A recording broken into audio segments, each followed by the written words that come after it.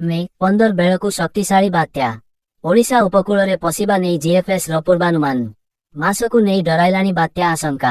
America स्थित आंतर्जातिक पाणीपाग model GFS पूर्वानुमान देखाउछि बंगोपसागर रे बात्या आसुछि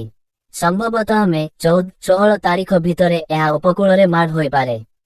एमिति कि एहा ओडिशा उपकूल रे पशिबा संभावना थिबा नै एही प्राक आकलन चित्र रे दर्शा जाइछि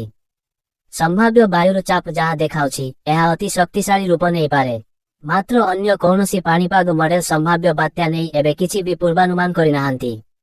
भारतीय पाणीपाग विभाग आईएमडी मध्य एनै कौनसी सूचना देई नाही तेबे पाणीपाग विशेषज्ञଙ୍କ कहिबानुसारे बात्या दाना बांधिबाकू पाग अनुकूल रहिछि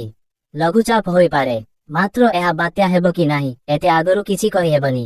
एठारे मने पकाई देउ जे गत किछि वर्ष भितरे खरादिनिया बात्या बढिछि 2019 मे रे ओडिशा रे प्रलय करिथिला फोनी बात्या जीएफएस देखाइथिबा संभाव्य चित्र अनुसारे मे 9-10 तारीख बेलकु बंगोपसागर रे लघुचाप सृष्टि होई पारे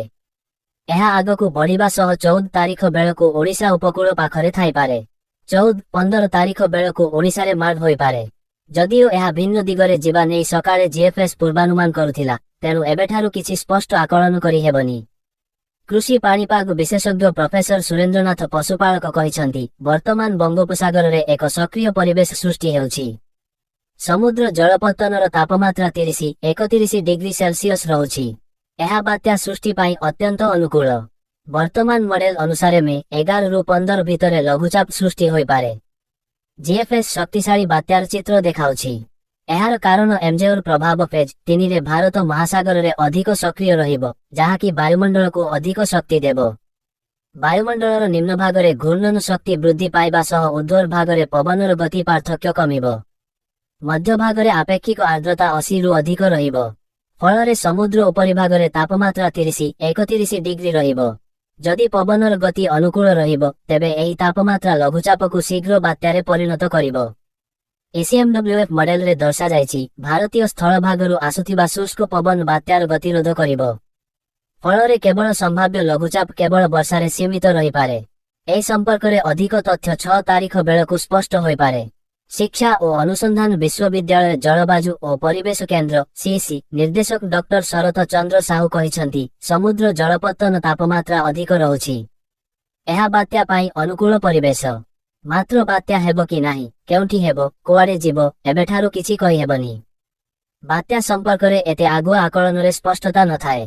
तेनु किछि दिन अपेक्षा करिबाकू हेबो वरिष्ठ पाणीपाग वैज्ञानिक विश्वजित साहू कहिसंती आगकू लघुचाप संभावना अछि किंतु बंगोपसागर किंबा अरब सागर रे लघुचाप सृष्टि हेबो एबे स्पष्ट कहि हेबनी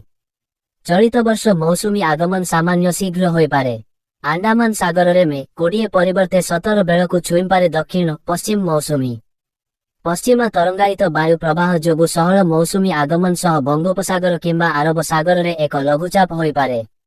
आसंता 7-8 तारीख बेलकु किछि अधिक तथ्य मिली पारे डॉक्टर शरत चंद्र साहू कहिसंती आसंता 10-11 तारीख पर्यंत प्रायतः ताती कम रही पारे